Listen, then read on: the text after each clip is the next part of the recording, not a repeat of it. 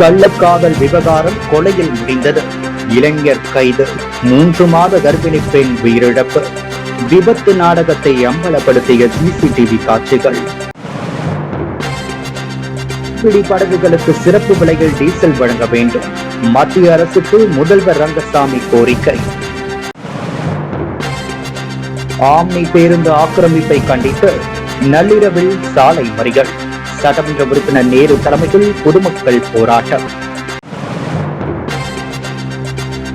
புதுச்சேரி பாஜக தலைமை அலுவலகத்தில் விரிவாக்கப்பட்ட மையக்குழு கூட்டம். பிரதமர் மோடி அரசின் 12 ஆண்டு சாதனைகளை மக்களிடம் கொண்டு செல்ல முடிவு. புதுவையில் கள்ளக்காதல் விவகாரம் கொலை வழக்காக மாறிய சம்பவம் பெரும் பரபரப்பை ஏற்படுத்தியுள்ளது. 3 மாத கர்ப்பிணியான திருமணமான பெண் மர்மமான முறையில் உயிரிழந்த சம்பவம் தொடர்பாக போலீசார் தீவிர விசாரணை நடத்தி அவரது கள்ளக்காதலனை கைது செய்துள்ளனர். புதுச்சேரி திலகர் நகரை சேர்ந்த 25 வயதாகும் ராஜமாதங்கி என்பவர் திருமணமானவர். அவரது கணவர் சரவணன் சென்னையில் திருமண நிகழ்ச்சிகளில் புகைப்பட கலைஞராக பணியாற்றி வருகிறார். இந்நிலையில் பள்ளி பருவத்தில் காதலித்த விழுப்புரம் மாவட்டம் சின்ன கோட்டக்குப்பத்தை சேர்ந்த சுரேந்திரன் என்பவருடன் ராஜமாதங்கிக்கு மீண்டும் தொடர்பு ஏற்பட்டதாக கூறப்படுகிறது. நாளடைவில் அந்த தொடர்பு கள்ளக்காதலாக மாறியதாக போலீசார் தெரிவித்துள்ளனர். கடந்த 2ஆம் தேதி தலையில் பலத்த காயத்துடன் ராஜமாதங்கியை ஒருவர் கதிர்காமம் அரசு மருத்துவமனைக்கு சிகிச்சைக்காக அழைத்து வந்தார். மருத்துவர்கள் பரிசோதனை செய்த போது அவர் 3 மாத கர்ப்பிணியாக இருப்பது தெரிய வந்தது. ஆனால் மருத்துவர்களின் ஆலோசனையை மீறி முழுமையான சிகிச்சையை பெறாமல் ராஜமாதங்கி வீட்டிற்கு சென்றதாக கூறப்படுகிறது. இதைத் தொடர்ந்து உடல்நிலை மோசமடைந்து வீட்டில் மயங்கி விழுந்த அவரை உறவினர்கள் மீண்டும் மருத்துவமனைக்கு கொண்டு சென்றனர். அங்கு தீவிர சிகிச்சை அளிக்கப்பட்ட போதிலும் சிகிச்சை பலனின்றி ராஜமாதங்கி பரிதாபமாக உயிரிழந்தார். இந்த மரணம் தொடர்பாக கோரிமேடு போலீசார் வழக்கு பதிவு செய்து விசாரணை மேற்கொண்டனர். ஆரம்பத்தில் ராஜமாதங்கி சாலை விபத்தில் காயமடைந்ததாக கூறியிருந்தார். ஆனால் அவரது காயங்கள் மற்றும் சம்பவ சூழ்நிலைகள் போலீசாருக்கு சந்தேகத்தை ஏற்படுத்தின. இதையடுத்து சம்பவம் நடந்ததாக கூறப்பட்ட பகுதிகளில் பொருத்தப்பட்டிருந்த சிசிடிவி கேமரா காட்சிகளை போலீசார் ஆய்வு செய்தனர். அப்போது எந்தவிதமான சாலை விபத்தும் நடைபெறவில்லை என்பது தெரியவந்தது. மேலும் ராஜமாதங்கியை மருத்துவமனைக்கு அழைத்து வந்தவர் சுரேந்திரன் என்பதும் அவர் தன்னை ராஜமாதங்கியின் கணவர் என கூறி மருத்துவமனை பதிவேட்டில் கையெழுத்திட்டதும் கண்டறியப்பட்டது. போலீசார் சுரேந்திரனை பிடித்து விசாரணை நடத்திய போது பல திடுக்கிடும் தகவல்கள் வெளியாகின. சம்பவத்தன்று இருவருக்கும் இடையே குடும்ப பிரச்சனை மற்றும் உறவு தொடர்பான கடுமையான தகராறு ஏற்பட்டதாக கூறப்படுகிறது. அப்போது ஏற்பட்ட வாக்குவாதம் முற்றி சுரேந்திரன் ராஜமாதங்கியை தாக்கியதாகவும் அவரிடமிருந்து தப்பிக்க ஓடிய ராஜமாதங்கி அருகிலிருந்த கால்வாயில் தவறி விழுந்து தலையில் பலத்த காயமடைந்ததாகவும் போலீசார் தெரிவித்தனர். இந்த தாக்குதலே அவரது உயிரிழப்பிற்கு காரணமாக இருந்தது என்பது விசாரணையில் உறுதியானதை தொடர்ந்து விபத்து என சித்தரிக்க முயன்ற சம்பவம் கொலை வழக்காக மாற்றப்பட்டது. இதையடுத்து கோரிமேடு போலீசார் சுரேந்திரன் மீது கொலை உள்ளிட்ட பிரிவுகளின் கீழ் வழக்கு பதிவு செய்து கைது செய்தனர். இந்த சம்பவம் புதுவையில் பெரும் அதிர்ச்சியையும் பரபரப்பையும் ஏற்படுத்தியுள்ளது. இந்த வழக்கில் கர்ப்பம், உறவு பின்னணி மற்றும் சம்பவத்தின் முழு சூழ்நிலைகள் குறித்து போலீசார் தொடர்ந்து தீவிர விசாரணை நடத்தி வருகின்றனர். டீசல் விலை உயர்வால் புதுவையில் மீன்பிடி தொழில் கடுமையாக பாதிக்கப்பட்டுள்ளதை சுட்டிக்காட்டி புதுச்சேரி முதல்வர் மீன்பிடி படகுகளுக்கு சிறப்பு விலையில் டீசல் வழங்க மத்திய அரசு நடவடிக்கை எடுக்க வேண்டும் என வலியுறுத்தியுள்ளார். டீசல் விலை உயர்வால் மீன்பிடி தொழில் கடுமையாக பாதிக்கப்பட்டுள்ளதாக குறிப்பிட்டுள்ள புதுச்சேரி முதல்வர் ரங்கசாமி மீன்பிடி படகுகளுக்கு சிறப்பு விலையில் டீசல் வழங்க மத்திய அரசு நடவடிக்கை எடுக்க வேண்டும் என வலியுறுத்தியுள்ளார். இது தொடர்பாக மத்திய பெட்ரோலியம் மற்றும் இயற்கை எரிவாயுத்துறை அமைச்சர் ஹர்தீப் சிங் பூரிக்கு எழுதியுள்ள கடிதத்தில் புதுச்சேரியின் பொருளாதார வளர்ச்சியில் மீன்பிடி தொழில் முக்கிய பங்கு வகிப்பதாகவும் யூனியன் பிரதேசத்தின் புதுச்சேரி, காரைக்கால், மாகே மற்றும் ஏனாம் ஆகிய 4 பிராந்தியங்களிலும் 1 லட்சத்திற்கும் மேற்பட்ட மீனவர்களின் வாழ்வாதாரம் நேரடியாகவும் மறைமுகமாகவும் இந்த தொழிலை சார்ந்தே இருப்பதாகவும் தெரிவித்துள்ளார். புதுவையில் தற்போது சுமார் 450 இயந்திர மீன்பிடி படகுகள் செயல்பட்டு வருகின்றன. இந்த படகுகளுக்கு தேவையான டீசலை மாநில மீனவர் கூட்டுறவு சங்கம் வழங்கி வருகிறது. புதுச்சேரி தேங்காய் திட்ட மீன்பிடி துறைமுகம் மற்றும் ஏனாம் பகுதியில் உள்ள சாவித்ரி நகர் மீன்பிடி துறைமுகம் ஆகிய இடங்களில் கூட்டுறவு சங்கத்தின் சார்பில் டீசல் கிடங்குகள் இயங்கி வருகின்றன. பதிவு செய்யப்பட்ட மீன்பிடி படகுகளுக்கு மட்டுமே அங்கீகரிக்கப்பட்ட முறையில் டீசல் வழங்கப்பட்டு வருகிறது. இந்த டீசல் கிடங்குகள் ஆண்டுதோறும் சுமார் 50 லட்சம் லிட்டர் டீசலை விற்பனை செய்து வருவதாகவும், இதன் மூலம் ஆயிரக்கணக்கான மீனவர்களின் தொழில் நடவடிக்கைகள் சீராக நடைபெற்று வருவதாகவும் முதல்வர் குறிப்பிட்டுள்ளார். மேலும் கடந்த காலங்களில் Bharat petroleum corporation limited, BPCL நிறுவனம் சில்லறை விற்பனை நிலையங்களில் வழங்கப்படும் விலைக்கு இணையாக மீனவர் கூட்டுறவு சங்கங்களுக்கு டீசல் வழங்கும் சிறப்பு ஏற்பாட்டை மேற்கொண்டிருந்தது. இந்த ஒப்பந்தம் கடந்த மார்ச் 2026 ஆண்டுடன் நிறைவடைந்ததாகவும் அவர் சுட்டிக்காட்டியுள்ளார். தற்போது டீசல் விலை தொடர்ந்து உயர்ந்து வருவதால் மொத்த விற்பனையாளர்கள் மற்றும் சில்லறை விற்பனையாளர்களுக்கு இடையிலான விலை வித்தியாசம் அதிகரித்துள்ளது. மீனவர் கூட்டுறவு சங்கங்கள் கூடுதல் செலவில் டீசல் கொள்முதல் செய்ய வேண்டிய நிலை ஏற்பட்டுள்ளதாகவும் அவர் சுட்டிக்காட்டியுள்ளார். இம்மீன்பிடி தடைக்காலம் முடிவடைய உள்ள நிலையில் இந்த கோரிக்கை முன்வைக்கப்பட்டிருப்பது முக்கியத்துவம் வாய்ந்ததாக கருதப்படுகிறது.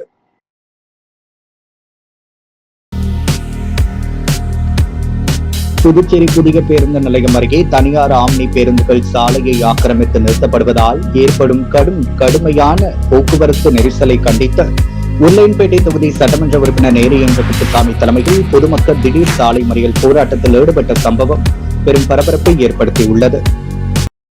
உருளையன்பேட்டை தொகுதிக்கு உட்பட்ட மறைமலை அடிகள் சாலையில் அமைந்துள்ள புதிய பேருந்து நிலையம் அருகே பல்வேறு மாவட்டங்கள் மற்றும் மாநிலங்களுக்கு இயக்கப்படும் தனியார் சொகுசு ஆம்னி பேருந்துகள் விதிமுறைகளை மீறி சாலையோரங்களில் நீண்ட நேரம் நிறுத்தப்படுவதாக பொதுமக்கள் தொடர்ந்து குற்றம் சாட்டி வந்தனர். பயணிகளை ஏற்றுவதற்கும் இறக்குவதற்கும் என மணிக்கணக்கில் பேருந்துகள் சாலையை ஆக்கிரமித்து நிறுத்தப்படுவதால் அந்த பகுதியில் தினமும் கடுமையான போக்குவரத்து நெரிசல் ஏற்பட்டு வருகிறது.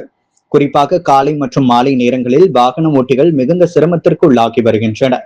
இதனால் மறைமலை அடிகள் சாலையை ஒட்டியுள்ள ராஜா நகர், அருந்ததி நகர், முத்தமிழ் நகர், ஐயனார் நகர், சுப்பையா நகர், மங்கலட்சுமி நகர், கென்னடி நகர் உள்ளிட்ட குடியிருப்பு பகுதிகளைச் சேர்ந்த மக்கள் தங்களது வீடுகளிலிருந்து வாகனங்களை வெளியே கொண்டு வர முடியாத நிலை உருவாகியுள்ளதாக தெரிவிக்கின்றனர். மேலும் பள்ளி, கல்லூரி மற்றும் அலுவலகங்களுக்கு செல்லும் மாணவர்கள் மற்றும் பொதுமக்கள் தினசரி அவதிக்குள்ளாகி வருவதாகவும் கூறினர். அது மட்டுமின்றி அவசர மருத்துவ தேவைகளுக்காக செல்லும் ஆம்புலன்ஸ்கள் மற்றும் தீயணைப்பு வாகனங்கள் கூட குடியிருப்பு பகுதிகளுக்குள் விரைந்து செல்ல முடியாத சூழல் நிலவி வருவதாகவும் பொதுமக்கள் வேதனை தெரிவித்தனர். பலமுறை சம்பந்தப்பட்ட அதிகாரிகளிடம் புகார் அளித்தும் உரிய நடவடிக்கை எடுக்கப்படவில்லை எனவும் குற்றம் சாட்டினர். இந்த நிலையில் நீண்ட காலமாக நீடித்து வரும் போக்குவரத்து இடையூறுக்கு நிரந்தர தீர்வு காண வேண்டும் என்ற கோரிக்கையை வலியுறுத்தி ராஜா நகர், அருந்ததி நகர், முத்தமிழ் நகர் உள்ளிட்ட பகுதிகளைச் சேர்ந்த ஏராளமான பொதுமக்கள் நேற்றிரவு சுமார் 9 மணி அளவில் புதிய பேருந்து நிலையம் அருகே மறைமலை அடிகள் சாலைகள் திரண்டு திடீரென சாலை மறியல் போராட்டத்தில் ஈடுபட்டனர்.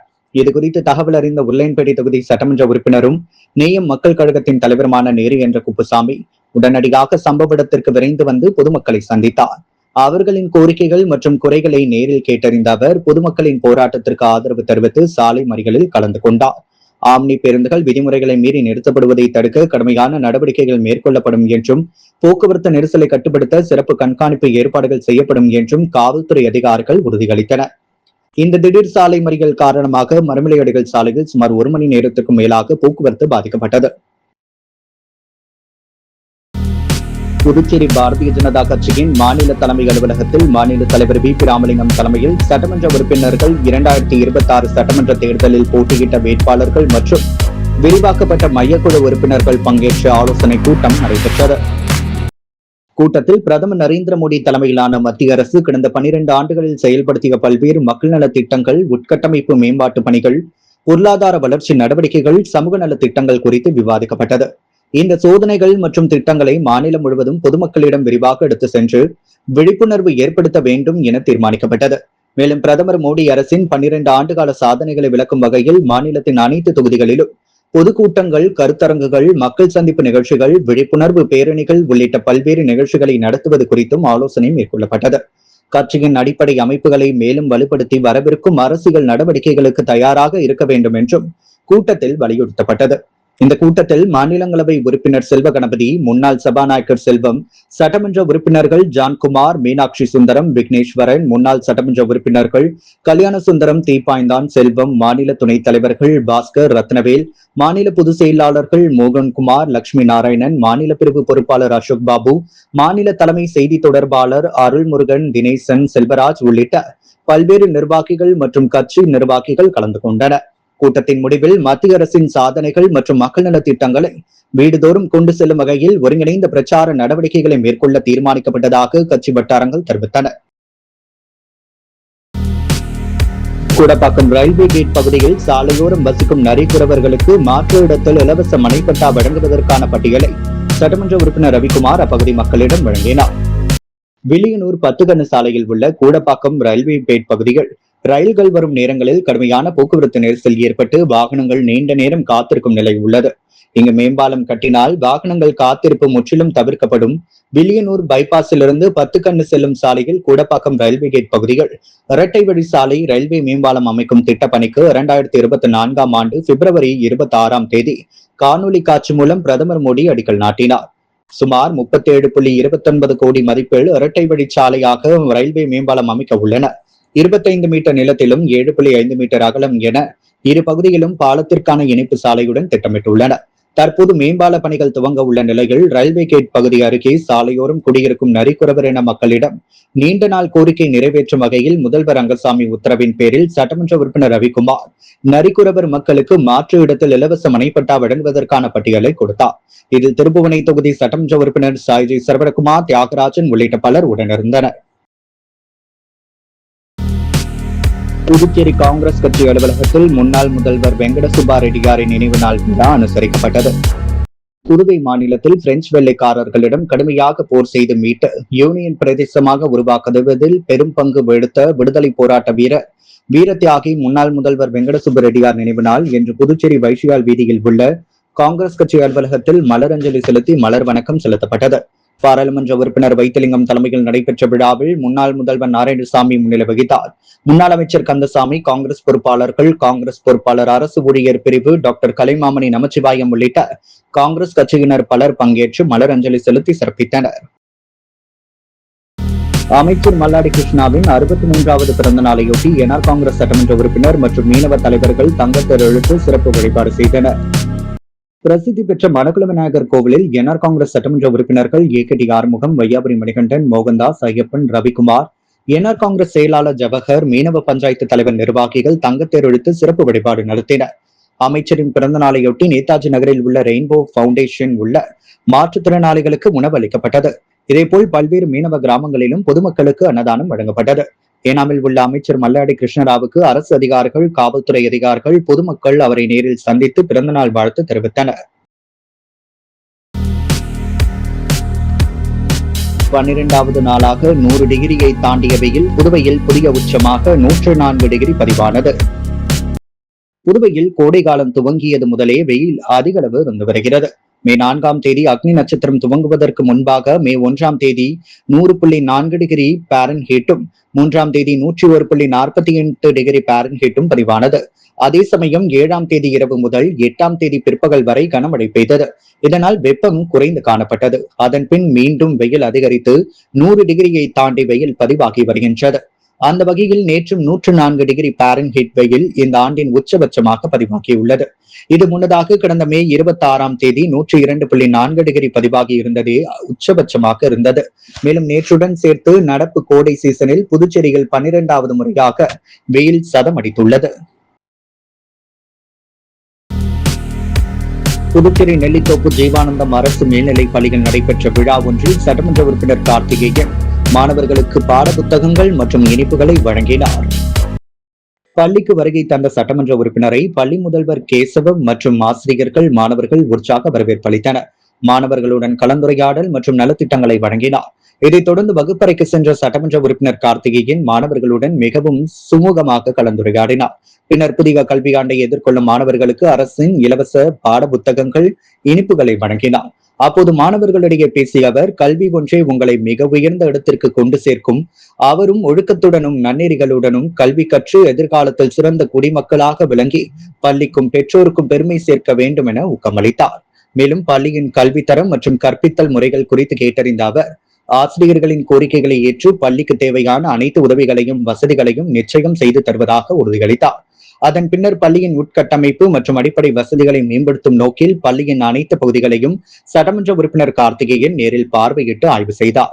இந்த ஆய்வின் போது பள்ளியின் முதல்வர் கேசவ் சட்டமன்ற உறுப்பினருடன் இணைந்து அனைத்து வகுப்புகளையும் காண்பித்ததோடு பள்ளிக்கு தேவையான மேம்பாட்டு பணிகள் குறித்த விவரங்களை எடுத்துரைத்தார். புதுச்சேரி பரதநாட்டிய சாஸ்திராலயா பள்ளியின் 21வது சலங்கை பூஜை விழா நடைபெற்றது. இப்பள்ளியின் நடன ஆசிரியர்களான குரு உமா ரமேஷ் மற்றும் குரு மாதவி ஜெயபிரகாஷ் ஆகியோரது தலைமையில் விழா சிறப்பாக நடைபெற்றது. சிறப்பு விருந்தினராக வில்லியனூர் தொகுதி சட்டமன்ற உறுப்பினர் Ravikumar, Achariya engineering of technology முதல்வர் குருலிங்கம், ஜவஹர் பால்பவன் நடன ஆசிரியர் சிவசங்கரி, கமலா ஜோதி ஆகியோர் சிறப்பு விருந்தினராக கலந்து கொண்டு குத்துவிளக்கேற்றி விழாவை துவக்கி வைத்தனர்.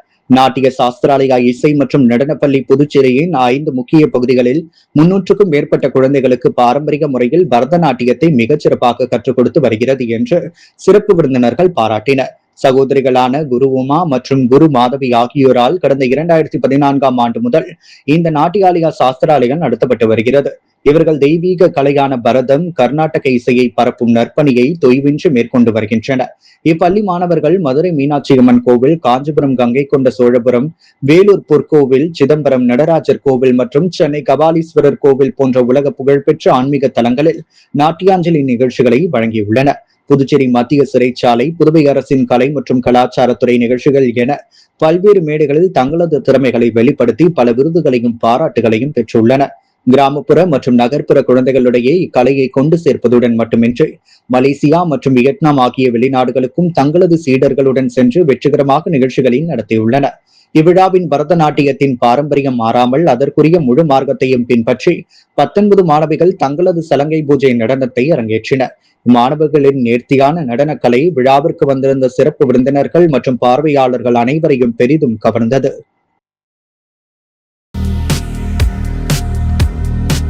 சுற்றுச்சூழல் பாதுகாப்பு என்பது அரசு மட்டுமின்றி பொதுமக்கள், தன்னார்வ அமைப்புகள், சமூக அமைப்புகள் இணைந்து மேற்கொள்ள வேண்டிய பொறுப்பு என உலக சுற்றுச்சூழல் தினத்தை முன்னிட்டு நடைபெற்ற விழாவில் கவர்னர் கைலாசநாதன் சிறப்புரை வழங்கினார். உலக சுற்றுச்சூழல் தினத்தை முன்னிட்டு புதுவை அரசு அறிவியல் தொழில்நுட்பம் மற்றும் சுற்றுச்சூழல் துறை மாசு கட்டுப்பாட்டு குழுமம் ஆகியவை இணைந்து சிறப்பு விழாவை நடத்தியது. இந்த விழாவில் சுற்றுச்சூழல் பாதுகாப்பு மற்றும் விழிப்புணர்வு பணிகளில் சிறப்பாக செயல்பட்ட அமைப்புகள் மற்றும் தனி நபர்களுக்கு விருதுகள் வழங்கப்பட்டன.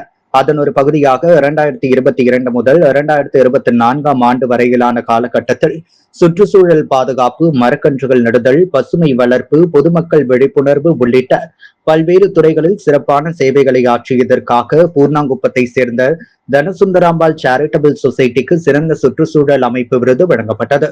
இந்த விருதுடன் 50,000 ரூபாய் மதிப்பிலான காசோலையும் வழங்கப்பட்டது. இதில் கலந்து கொண்ட புதுச்சேரி துணைநிலை ஆளுநர் கைலாஷ்நாதன் விருதையும் பரிசு தொகையும் காசோலையும் வழங்கி அமைப்பினை பாராட்டினார்.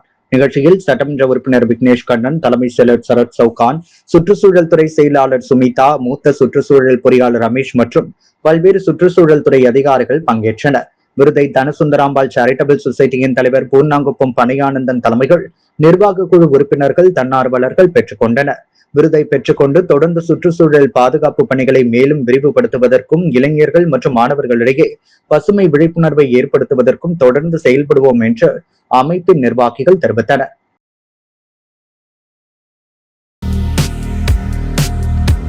முத்தமிழறிஞர் கலைஞர் கருணாநிதியின் 103வது பிறந்த நாளை முன்னிட்டு புதுச்சேரி மாவட்ட திராவிடர் கழகம் சார்பில் திராவிடர் எழுச்சி நாள் பொதுக்கூட்டத்தில் பங்கேற்று பேசிய திராவிடர் கழக துணை பொதுச் செயலாளர் மதிவதனை, திமுகவை எதிர்த்தவர்கள் எல்லாம் மறைந்துவிட்டனர், ஆனால் திமுக என்றும் உறுதியாக நின்று கொண்டிருக்கிறது.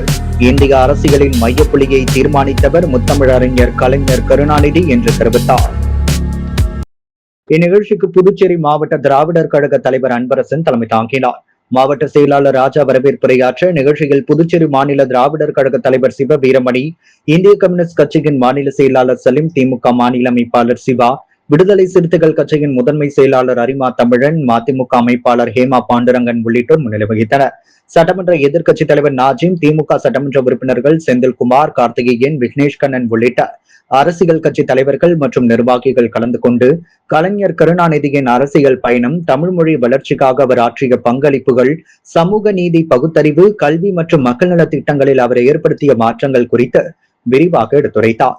நிகழ்ச்சியின் ஒரு பகுதியாக அண்மையில் நடைபெற்ற சட்டமன்ற தேர்தலில் வெற்றி பெற்று சட்டமன்ற உறுப்பினர்களாக தேர்ந்தெடுக்கப்பட்ட நாஜிம், செந்தில்குமார், கார்த்திகேயன், விக்னேஷ் கண்ணன் ஆகியோருக்கு பாராட்டு தெரிவிக்கப்பட்டது. மேலும் மதிவதனி, கலைஞர் குறித்து சில அவதூறு பரப்பி வருகின்றனர், ஆனால் அவர்கள் பிறப்பதற்கு முன்பே கோபாலபுரத்தில் தனது சொந்த உழைப்பால் வீடு வாங்கியவர் கலைஞர். அரசியல் குறித்து பேசுவதற்கு கொள்கை, வரலாறு மற்றும் அரசியல் புரிதல் அவசியம் என்று தெரிவித்துள்ளார். மேலும் அரசியல் சூழல் குறித்தும் அவர் கருத்து தெரிவிக்கையில், திமுகவின் வளர்ச்சியையும் மக்கள் ஆதரவையும் பொறுத்துக் கொள்ள முடியாத சக்திகளின் முயற்சிகளால் சில புதிய அரசியல் முயற்சிகள் உருவாக்கப்பட்டுள்ளதாகவும் தெரிவித்துள்ளார். மேலும் பொதுக்கூட்டத்தில் திராவிடர் கழகம், திமுக, விடுதலை சிறுத்தைகள் கட்சி, இந்திய கம்யூனிஸ்ட் கட்சி உள்ளிட்ட பல்வேறு அரசியல் கட்சிகளின் நிர்வாகிகள், ஏராளமான பொதுமக்கள் கலந்து கொண்டனர். சுயமரியாதை சுடர் எம்.ஏ. சண்முகம் நினைவு நாள் புதுச்சேரி அரசு சார்பில் அனுசரிக்கப்பட்டது.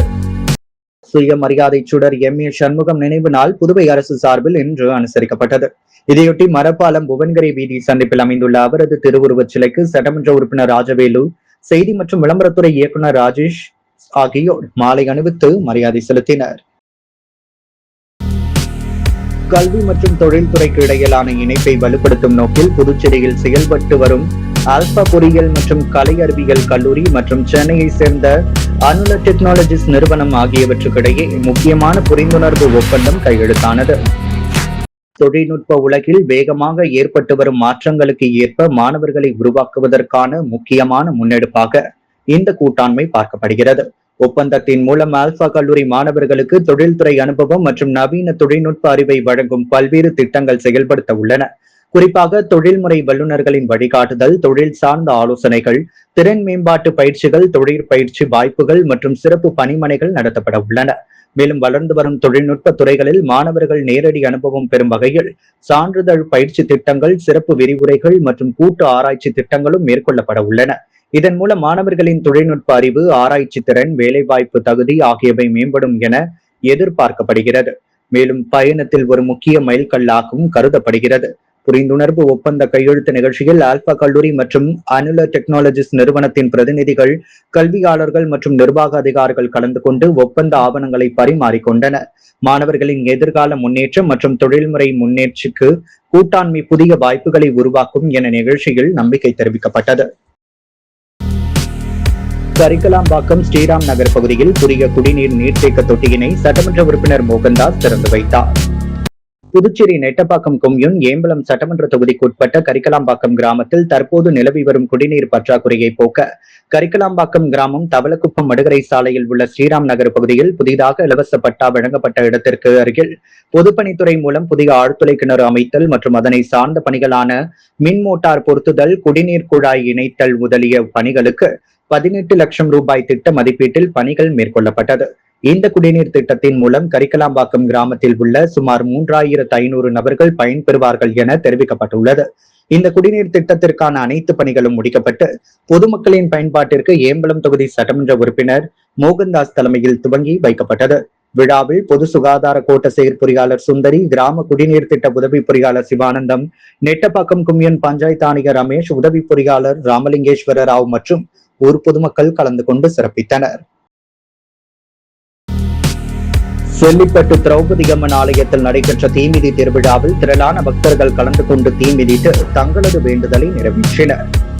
புதுச்சேரி மண்ணடிப்பட்டு கொம்யூன் செல்லிப்பட்டு கிராமத்தில் சங்கரபரணி ஆற்றங்கரையில் அருள் புரியும் ஸ்ரீ அருள்மிகு திரௌபதி அம்மன் ஆலயத்தின் நேற்று தீமிதி திருவிழா வெகு சிறப்பான முறையில் நடைபெற்றது. பக்தர்கள் திரளாக கலந்து கொண்டு தீமிதித்து தங்களது வேண்டுதலை நிறைவேற்றி நேர்த்தி கடனை செலுத்தினர். முன்னதாக கடந்த திங்கட்கிழமை அன்று செடல் தரித்தல் மற்றும் அம்மனுக்கு சாகை பார்த்தல் நிகழ்ச்சியும், செவ்வாய்க்கிழமை அன்று ஸ்ரீ பாஞ்சாலி ஸ்ரீ அர்ஜுனன் திருக்கல்யாண உற்சவம் நிகழ்ச்சியும் நடைபெற்றது. இதில் பக்தர்கள் திரளாக கலந்து கொண்டு திருக்கல்யாண உற்சவத்தினை கண்டுகளித்து சுவாமி தரிசனம் செய்தனர். தொடர்ந்து திருக்கல்யாண உற்சவத்தில் கலந்து கொண்ட பொதுமக்களுக்கு விருந்து உபசரிப்பு நிகழ்ச்சி நடைபெற்றது. மேலும் தீமிதி திருவிழாவினை முன்னிட்டு தினம்தோறும் சுவாமிக்கு அபிஷேக ஆராதனைகள் நடைபெற்றன. தொடர்ந்து நேற்று முக்கிய நிகழ்வாக தீமிதி திருவிழா நடைபெற்றது. இதைத் தொடர்ந்து இரவு சுவாமி வீதி உலா மின் அலங்காரத்துடன் மிக சிறப்பான முறையில் நடைபெற்றது. பக்தர்கள் திரளானோர் கலந்து கொண்டு சுவாமி தரிசனம் செய்தனர். நிகழ்ச்சிக்கான ஏற்பாட்டினை செல்லிப்பட்டு கிராமவாசிகள் மற்றும் அரங்காவல் குழுவினர் மிகச் சிறப்பான முறையில் செய்திருந்தனர். புதுச்சேரி சுவாமி பிள்ளை தோட்டம் பகுதியில் அமைந்துள்ள ஸ்ரீ மகாசக்தி பரிகார வராகி அம்மனுக்கு தேய்பிரை பஞ்சமியை முன்னிட்டு நடைபெற்ற சிறப்பு தீபாராதனைகள் மக்கள் பலரும் கலந்து கொண்டனர். இந்த ஆலயத்தில் எழுந்தள்ளியுள்ள வராகி அம்மனுக்கு தேய்பிரை பஞ்சமியை முன்னிட்டு சிறப்பு அபிஷேகம் நடைபெற்றது. பால், தயிர், சந்தனம், குங்குமம், பன்னீர் மற்றும் கலச நீர் கொண்டு அபிஷேகம் செய்யப்பட்டு மலர்களால் அம்மன் அலங்கரிக்கப்பட்டு பாராயணம் பாடப்பட்டு தீபாராதனை காட்டப்பட்டது. தேய்பிரை பஞ்சமியை முன்னிட்டு நடைபெற்ற சிறப்பு அலங்காரத்தில் பொதுமக்கள் பலரும் கலந்து கொண்டு வராகி அம்மனை வழிபட்டு சென்றனர். தேசிய காசநோய் ஒழிப்பு திட்டம் சார்பில் தொடர் சிகிச்சை பெற்று வரும் நோயாளிகளுக்கு சட்டமன்ற உறுப்பினர் ரவிக்குமார் ஊட்டச்சத்து தொகுப்பு பைகளை வழங்கினார். வில்லியனூர் ஆரம்ப சுகாதார நிலையம் மற்றும் தேசிய காசநோய் ஒழிப்பு திட்டம் ஆகியவை இணைந்து வில்லியனூர் பகுதியில் காசநோய் தொடர் சிகிச்சை பெற்று வரும் 50க்கும் மேற்பட்ட நோயாளிகளுக்கு சிறப்பு சிகிச்சை முகாம் மற்றும் ஊட்டச்சத்து பெட்டகங்கள் வழங்கும் நிகழ்ச்சி நேற்று நடைபெற்றது. வில்லியனூர் முருகன் கோவில் சமுதாய நலக்கூடத்தில் நடந்த நிகழ்ச்சிக்கு சுகாதார நிலைய தலைமை டாக்டர் பாமகள் கவிதை தலைமை தாங்கினார். செவிலியர்கள் தேவி, நீலக்கண்ணி ஆகியோர் முன்னிலை வகித்தனர். சிறப்பு விருந்தினராக ரவிக்குமார் பங்கேற்று காச நோய்களுக்கு சிறப்பு சிகிச்சைக்காக முகாமை துவக்கி வைத்தார். தொடர் சிகிச்சை பெற்று வரும் 50க்கும் மேற்பட்ட நோயாளிகளுக்கு தனது சொந்த செலவில் ஊட்டச்சத்து தொகுப்புகளை வழங்கினார். நிகழ்ச்சியில் காசநோய் மற்றும் சுகாதார பணியாளர்கள் சுதா, ஞானசெல்வி மற்றும் மணிமாறன், ஊர் முக்கியஸ்தரர்கள் கண்ணபிரான், பாண்டியன், சேகர், குணசேகர், கலியமுருகன், மாணிக்கம், ஸ்ரீதர், சரவணன், ராஜேஷ் உள்ளிட்ட பலர் கலந்து கொண்டனர். அரியங்குப்பம் ஸ்ரீ திரௌபதி அம்மன் ஆலய பிரம்மோற்சவ தீமிதி திருவிழாவில் திரளான பக்தர்கள் தீ மிதித்து தங்களது நேர்த்திக்கடனை செலுத்தினர். இவ்வாலயத்தில் உள்ள அம்மனுக்கு சிறப்பு அபிஷேக ஆராதனைகள் நடைபெற்று பக்காசுரன் வதம், அர்ஜுனன் தவச திருக்கல்யாணம் உள்ளிட்ட விழாக்கள் நடைபெற்று முக்கிய விழாவான தீமிதி திருவிழா நேற்று மாலை நடைபெற்றது. முன்னதாக சங்கராபரணி நதிக்கரையில் புனித நீர் திரட்டி கரகம் ஜோடிக்கப்பட்டு அரியங்குப்பம் பகுதி மாட வீதிகளில் கரக வீதி விழா நடைபெற்றது. தொடர்ந்து மாலை ஆர்கே நகர் பகுதியில் உள்ள திடலில் தீக்குண்டம் அமைக்கப்பட்டு சிறப்பு பூஜைகள் செய்து தொடர்ந்து மாலை தீமிதி திருவிழாவில் நூற்றுக்கணக்கான பக்தர்கள் காப்பு கட்டி தீமிதித்து தங்களது நேர்த்திக்கடனை செலுத்தி அம்மனை வழிபட்டனர். நிகழ்ச்சியில் சட்டமன்ற உறுப்பினர் ஐயப்பன், முன்னாள் சட்டமன்ற உறுப்பினர் பாஸ்கரன், தட்சிணாமூர்த்தி உள்ளிட்ட முக்கிய தலைவர்கள் பலர் கலந்து கொண்டு சுவாமி தரிசனம் செய்தனர். மேலும் இந்த விழாவில் ஏராளமான பக்தர்கள் கலந்து கொண்டு சுவாமி தரிசனம் செய்து வழிபட்டனர். இவ்விழாவிற்கான ஏற்பாடுகளை ஆலய தனி அதிகாரி அமுல் என்கின்ற கமலஜோதி மற்றும் ஊர் பொதுமக்கள், விழா குழுவினர் ஆகியோர் செய்திருந்தனர். முத்து கோல்ட் ஹவுஸ் வழங்கும் தங்கம் மற்றும் வெள்ளி விலை நிலவரம். தங்கம் 1 கிராம் 14,000 ரூபாய், வெள்ளி 1 கிராம் 264 ரூபாய். கள்ளக்காதல் விவகாரம் கொலையில் முடிந்தது. இளைஞர் கைது. 3 மாத கர்ப்பிணி பெண் உயிரிழப்பு. விபத்து நாடகத்தை அம்பலப்படுத்திய சிசிடிவி காட்சிகள். படகுகளுக்கு சிறப்பு விலையில் டீசல் வழங்க வேண்டும். மத்திய அரசுக்கு முதல்வர் ரங்கசாமி கோரிக்கை. ஆம்னி பேருந்து ஆக்கிரமிப்பை கண்டித்து நள்ளிரவில் சாலை மறியல். சட்டமன்ற உறுப்பினர் நேரு தலைமையில் பொதுமக்கள் போராட்டம். புதுச்சேரி பாஜக தலைமை அலுவலகத்தில் விரிவாக்கப்பட்ட மையக்குழு கூட்டம். பிரதமர் மோடி அரசின் 12 ஆண்டு சாதனைகளை மக்களிடம் கொண்டு செல்ல முடிவு.